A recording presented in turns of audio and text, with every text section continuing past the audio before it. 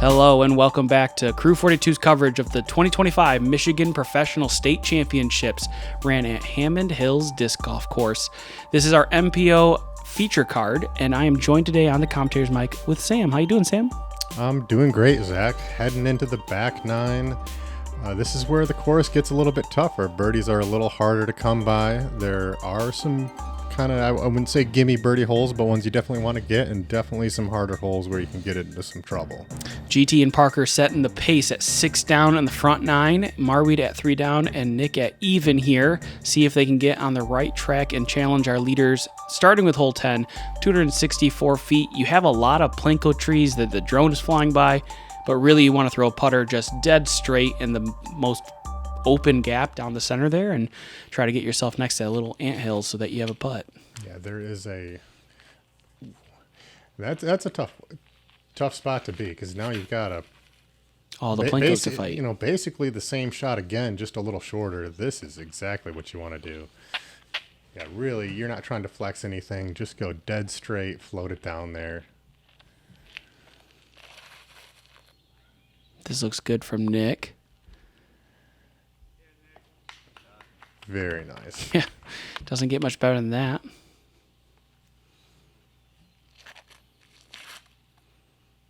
Marwede with that flippy forehand breaker, I believe it is.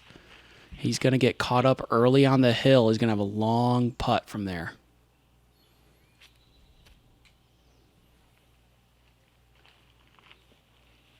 Yeah, last couple trees get Parker there. He's going to have a circle 2 look for his par save opportunity. And these outside the circle looks on the top of the hill are a little tough, because you've got, so Andy controls his pace really well, but that anthill, you get past that and the disc tends to go a little bit further than you want it to. Oh, left side and splash out for Parker.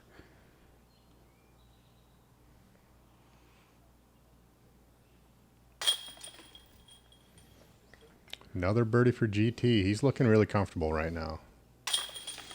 And he's going to get a little separation on Parker here with a 2-stroke swing. See how the 2 touring players can handle that moving forward.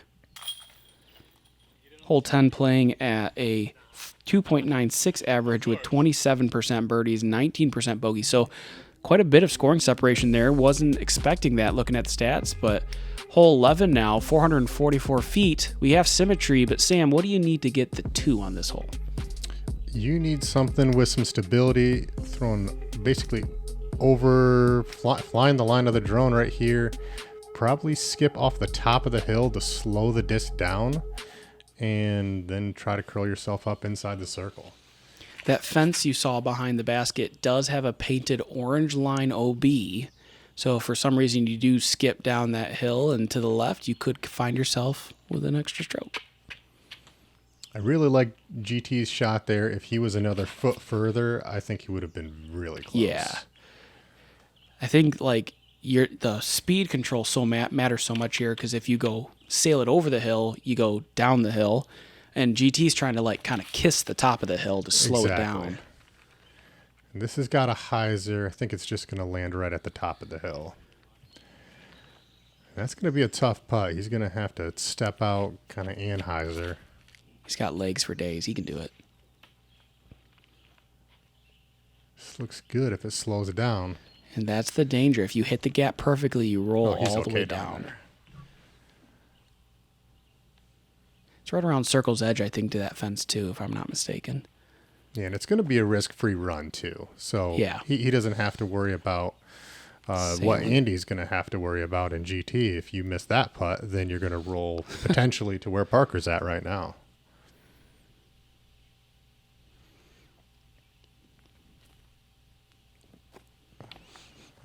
And it was just never there.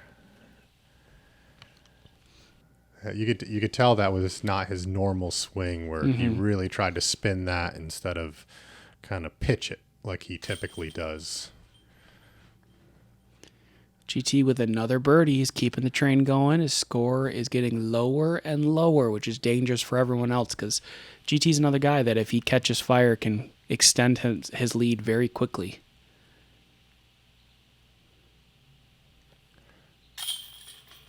Nice part from Parker. Parker was actually caught perfectly between the fence and the tree, so couldn't get relief.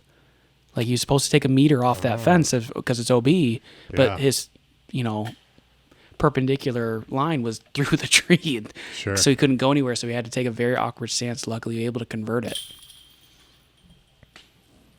Yeah, and GT going on a bit of a run. If he can keep it clean through the rest of the round here, he's going to be in really good shape because, as you can see, we've got some really good players on the card, and this course is giving him some trouble. Hole 12, probably my personal favorite hole in the course. I really think it has some aesthetics to it that make the course and make the hole really nice. At 488 feet, it's not the longest hole. The first tee shot here, you have to hyzer around this corner. I think a lower shot is perfectly fine here. You're trying to get into that sunny spot there on the right, and then the drone's going to take the inside gap here where you can throw a forehand or a controlled backhand turnover where the basket is behind the scenic tree in the back here. Do you like, or if you had the choice, right, you get to put the disc down in the landing zone, would you prefer to have a forehand approach or a backhand turnover maybe on the more inside part of that corner? Definitely like a forehand approach. Okay. Getting a forehand approach around the kind of that spider tree. Yeah. See, GT might be a little far, but I think he can still work the forehand from there. A little easier line to hit. Yeah, it's an easier line to hit, and I think there's just more room for the forehand. Gotcha. When you're throwing the backhand turnover, you never really get close to the basket. You can get to like 20 feet. Gotcha. I'll get through. This needs to push. No, it does. Got through the first one, caught up a little bit on the second one. Although I think he's far enough forward where maybe he'll be able to finagle a forehand flex from that position. Yeah, we'll see if he's got a line, but I've definitely seen some forehand flexes through there. And he's going to be in a really good spot to throw a forehand up shot. Parker up first, going to go with the backhand. He can essentially throw a straight shot at the spider tree and let it drift a little bit left. He's still going to be at circle 2 at worst, and this one's coming up a little short for him, but will be an open look at the basket.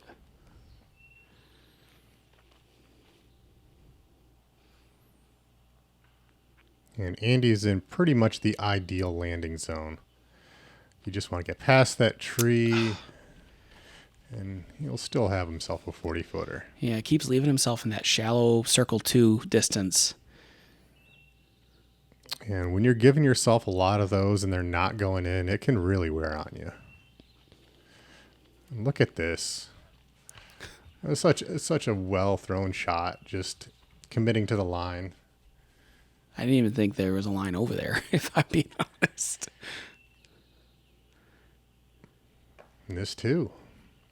I It's think going to be good regardless. Yeah, I think that it would have been in circle, probably 25 deep, because the camera's standing right in front of a kind of a wood log backdrop a little bit, but that tree definitely helped him stay close. There's a good one. Parker finding his putter from distance, giving us the thumbs up.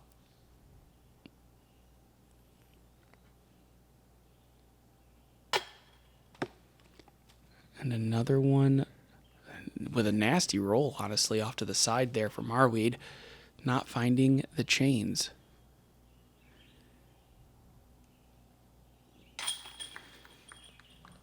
Good comeback putt, but yeah, just really haven't been able to get the circle 2 putter going.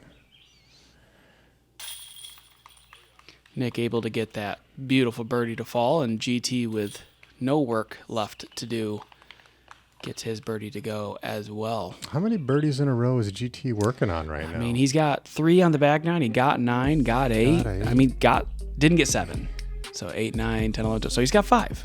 Yeah. We can count. No, we lost one. Oh, geez. Falling down on the drone. That was embarrassing. No, I'm kidding. He did it on purpose. Everyone was okay in the making of this footage. Hole 13, 599 landing zone is just in front of the mouth where the drone's going through right now. And then from there, probably a forehand approach into this. I call it an anthill. Mm-hmm. I've heard multiple people call it like a turtle shell. I don't know. What I'm going to call it anthill. Is that okay? Yeah, I like anthill. Okay, I do too. Anthill's dangerous on the putting green. It's a fire anthill. It's have not heard that. Love it. And that is an ideal landing zone for GT there. He'll have a pretty clear and forehand approach from there. Yeah, you really don't need a lot of distance off the tee. You just want to push that back wall to make sure you don't land into the trees on the left. And yeah, fairway driver, you can throw a distance driver. Could honestly go mid-range if you wanted. It's all about just hitting your line and keeping the disc in the fairway. Yeah, the biggest threat is if you throw low, that bush there in the center fairway can catch you, and you can be put pretty far back for your second. And he's going big. Yeah, he's going roller. Roller. I thought he was going flex forehand, but this is still going to work out great. Wow. Parker in the practice round went forehand flex and made it essentially parked the short pin position. So another like 60 feet. That's great. Yeah, he had a That's 150-foot run at the Eagle.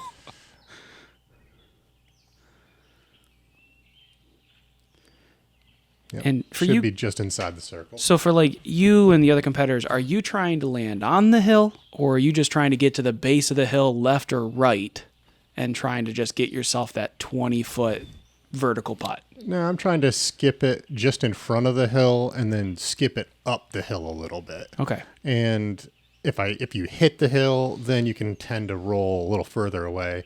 But if you kind of slow the speed down by keeping the disc low and then trying to get it to climb up the hill, you can get yourself a little closer. But really, anything inside the circle, it honestly feels like the same putt here. You're just chucking it up at the sky. Yeah, how far up the hill is this? Or how far in the air is this, would you say? 15 feet? Yeah, Somewhere around probably there? 15 For basket? feet. And if you miss, there's nothing to catch. Yeah, it's circle's edge coming back. Now for Marwede, able to get that one. Good birdie from him. GT to make this 6 birdies in a row. No. And That's the risk there. yeah, like laying up isn't guaranteed either. I've seen a lot of people try to lay up and they kind of catch an edge or get a weird pop and roll back down the hill. So a lot of these. I've given up on laying up on this hole. It's burned me too many times. I love that answer from you, Sam. I'm glad.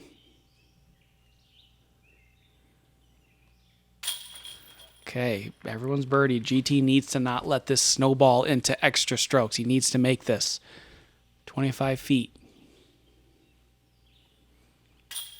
Good Band-Aid.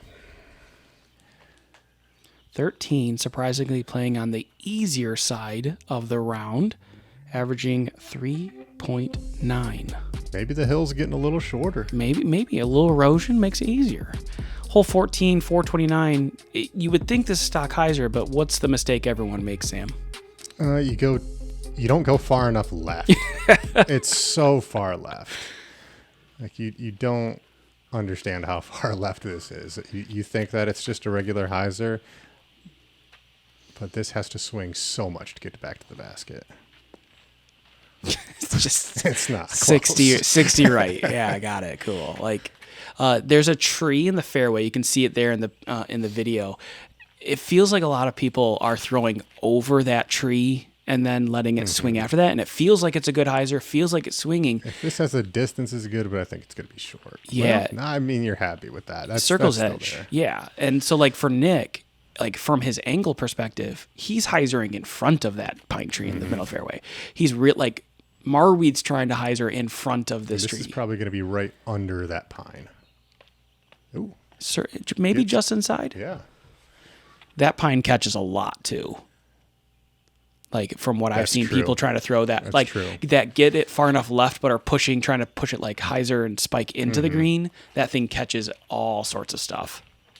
Yeah, I'm never really watching it from this angle. I'm always just throwing the hyzer and then wondering why I'm sitting under the tree. How did I get here?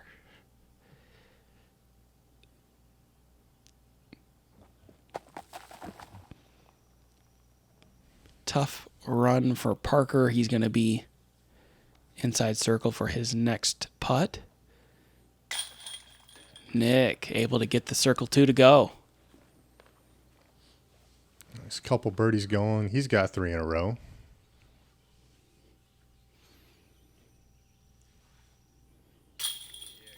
GT gets it. GT's back on the birdie train.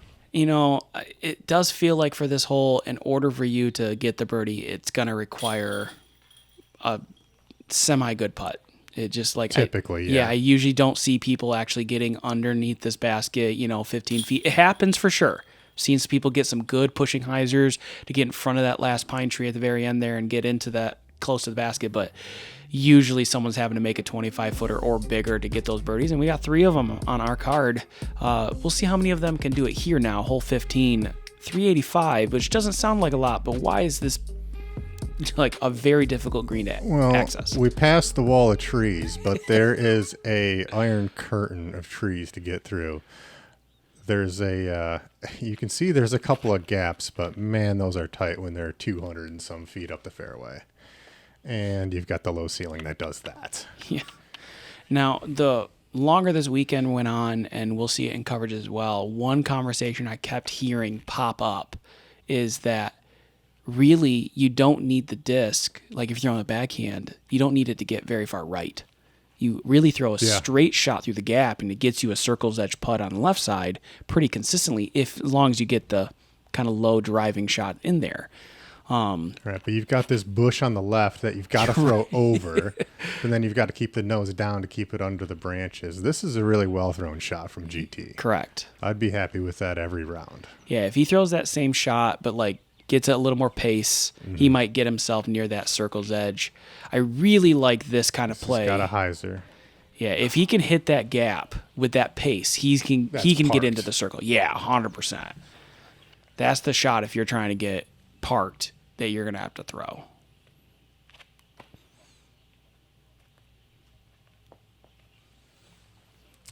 But you do typically see a couple people that just don't quite make it through that gap. Oh, giving that one a run. It's going to fall deep in the basket. You have a 20-foot comeback putt.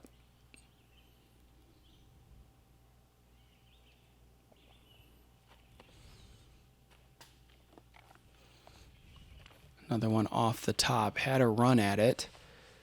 He'll have a 15-footer for his comeback putt. And now Marwede. Can he get us a birdie? He likes it. Yes, he can. Good birdie from Marwede here. Hole 15 playing on the more difficult side. If you had to guess how many birdies on the round, how many would you guess? Well, I know because I looked. Oh, you cheater. But there it was. Yeah, yeah, we saw it. Stroke on the field for Marwede as he gets the only birdie in round 1.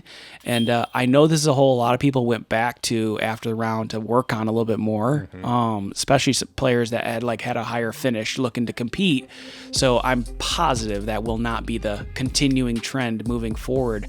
And we're getting to the last 3 holes here, and these are good ones to finish on. Hole 16, 347, 2 gaps. The drone went on the right side, more traditional.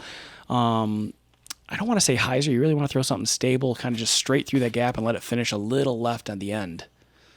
Andy's going to try to throw the forehand. Obviously, he's pretty comfortable with that and does not get through. But at the bottom of the hill, I expect him to give that a little bit of a run. Yeah, most players are just going to pick their favorite fairway and throw it straight and try to get that. Above the basket is not bad. Backstop keeps it from going too far.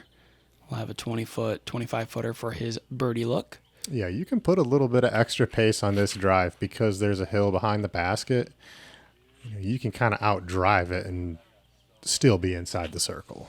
GT's going to get himself within the bullseye as he gets himself around that last pine tree and gets it into the circle.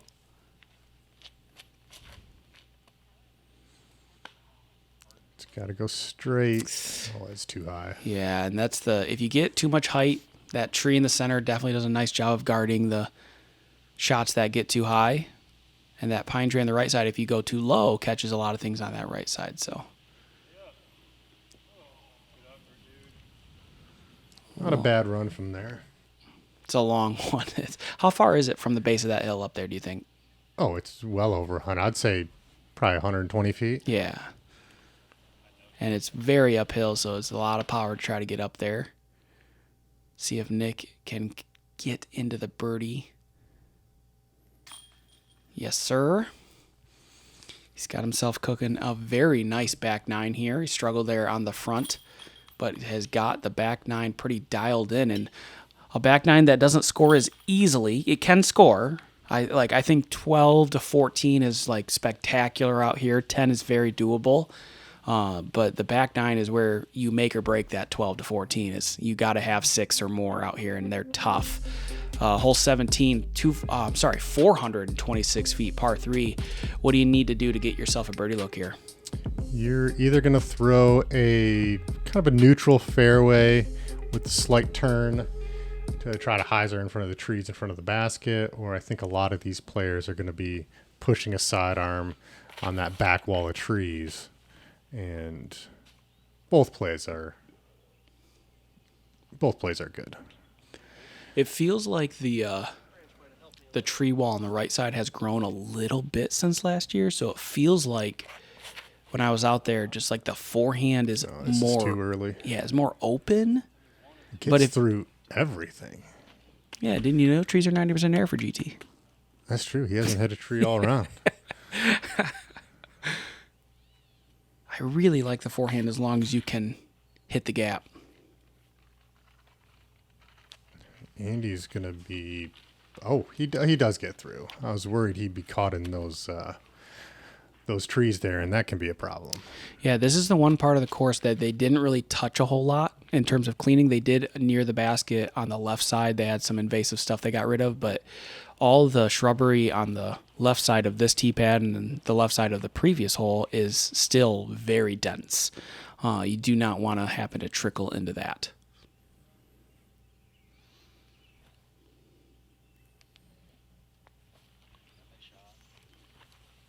Excellent approach from Marwede. Now we got a couple birdie putts here. See what these guys can do. Give it a solid run. You'll have a 12-footer for his comeback putt. Parker electing to go to a knee. Not sure why there. There are a couple... It's hard to really tell. Hammond hides the sneaky branches in the air. There could have been some branches like in his swing, and he just needed a little bit more more extension. Nick unable to convert for the birdie. That's going to leave us a par for Parker. GT now for his par. Oh, no. And the guy who's had a near perfect round for the day, a very uncharacteristic miss from him, is going to give him his first bogey of the round. Yeah, just a lapse there. Just not giving the putt the credit it deserves. Still a great round. Still gets a chance for one more birdie here. Hole 18 plays on the easier sides, 299. Flex forehand, is that the recipe for success? Yeah, I would say probably 90% of the field is going to throw a flex forehand on this hole. It's just the fairway is shaped so well for it. Backhand can get you to edge a circle, but flex forehand, if you got it, just look at that. Yeah, throw it like that. That's it. Right. Get in the basket. That was hunting. Yeah, it was. You know me and aces. I just need more of them. I don't have enough. I need y'all to help me. How many do we have on the channel here? Sub 5. If I'm being honest, I could probably list them off right now, honestly, on my single digit hand here. I get it. I've only got 2 tournament aces. This might be a little inside, but sometimes they sneak through. That one does not. All right, GT's got a clutch up here. Might have overcooked it. He did. Oh, no. Marwede kind of had a tree kiss on 9 that put him in a tough spot. GT just got one off of that tree on the left, and now he's stuck with this shot.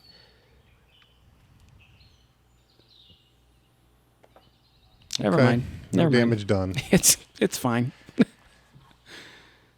good. He's happy to have this round over. Walk away with a good score. Had the opportunity for that 12. Bogeyed the last hole. Took a par here. He was a little too turned over, but he was definitely within that opportunity to go get that 12 if he was, finished a little stronger on those last 2 holes. Going to be short for Andy. Looked uncomfortable in his stance there. Yeah, tough day on the putting green.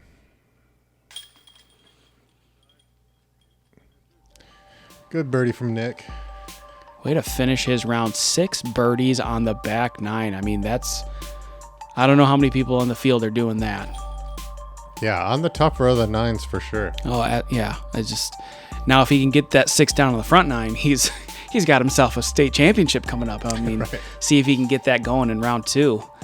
Taking a look now at our overall scores here for the back 9. Parker's going to finish at 8 under, GT at 10, Marwede at 5, and Nick with the phenomenal back 9 to get him to 6 under there.